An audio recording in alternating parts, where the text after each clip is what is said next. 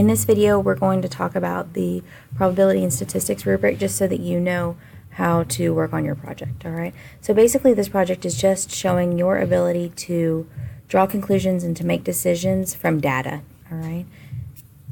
So the first thing you're going to look at is you need to be able to create and use charts, tables, and graphs with real data. So you can use by hand, you could use graph paper to make the charts, the tables, and the graph, or you could use the calculator and Google Sheets. We'll talk about that in another video though. Next, you're going to analyze, interpret, and compare charts, tables, and graphs that already exist. Okay? So that just means data that you find in the newspaper or online, you're going to be able to assess that. The next thing that you want to do is you want to be able to tell if something really is possible using surveys and polls, all right? If it's not possible, you need to explain why it's not possible using the words bias and limitation and sampling and misuse of statistics, okay? Even if it is possible, you can address those things, why it actually works out. On the next piece, you're going to make decisions about data summarized numerically using the measures of center. So that's mean, median, and mode, all right? Remember, mean is the middle, or is the average, median is the middle, and mode is the one that occurs the most, all right?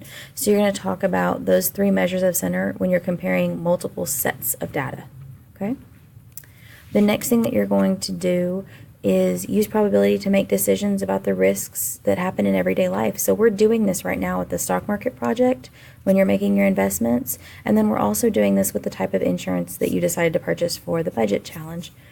Okay, you could also talk about, I know a bunch of you are interested in the medical field, so you could talk about the probability of having one of the side effects of a medication. Next, you need to determine the truthfulness of claims based on probability. So is it really possible, or did they just say some random fact just to make it sound good? We've talked about this a lot in class with stuff that's going on in the news. Finally, you're also going to determine the probability of compound events, and what that means is events that have multiple variables, so multiple things happening, okay? And so I've given you a list of some of the rules that you could be using to make this a possibility.